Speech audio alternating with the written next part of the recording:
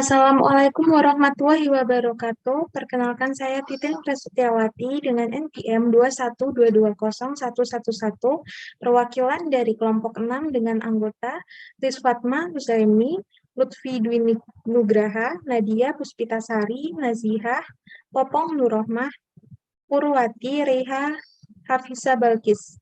Di sini saya akan menjelaskan tentang Pancasila sebagai dasar pengembangan ilmu. Baik, langsung kita mulai saja ya. Jadi, pengertiannya.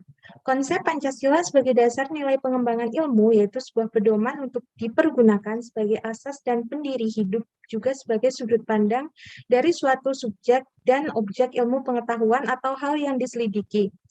Dalam pengembangan ilmu pengetahuan, manusia perlu memahami batas kemampuannya dalam berpikir, karena tidak semua yang ada di alam ini mampu dimengerti oleh pemikiran manusia.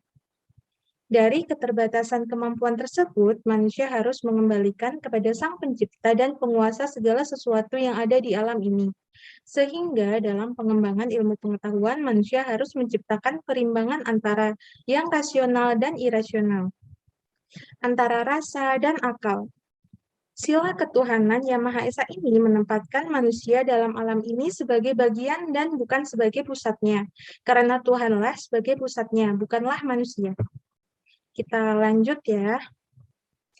Jadi, untuk pengembangan iptek. Pengembangan iptek dapat diartikan dengan selalu berkembang dalam suatu ruang budaya.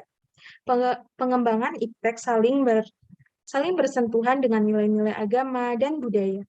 Relasi antara iptek dan nilai budaya serta agama dapat ditandai dengan beberapa kemungkinan sebagai berikut.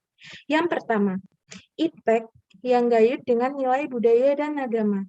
Yang kedua, iptek yang lepas sama sekali dari norma budaya dan agama sehingga terjadi sekularisasi. Dan yang ketiga, iptek yang menempatkan nilai agama dan budaya sebagai mitra dialog di saat diperlukan. Baik, kita lanjut untuk kesimpulannya. Pancasila merupakan titik acuan dalam pengembangan ilmu pengetahuan teknologi di Indonesia. Dalam persebaran iptek ke Indonesia pastinya masih mengandung nilai-nilai budaya barat atau nilai dari pembuat iptek tersebut yang terkadang berisikan nilai yang bertentangan atau tidak sesuai dengan nilai budaya bangsa Indonesia. Untuk itu, Pancasila dibutuhkan sebagai acuan agar nilai-nilai yang tidak sesuai dengan Pancasila dihilangkan, sehingga bangsa Indonesia tidak terpengaruh dan tetap memiliki ciri khas atau identitas sebagai bangsa Indonesia.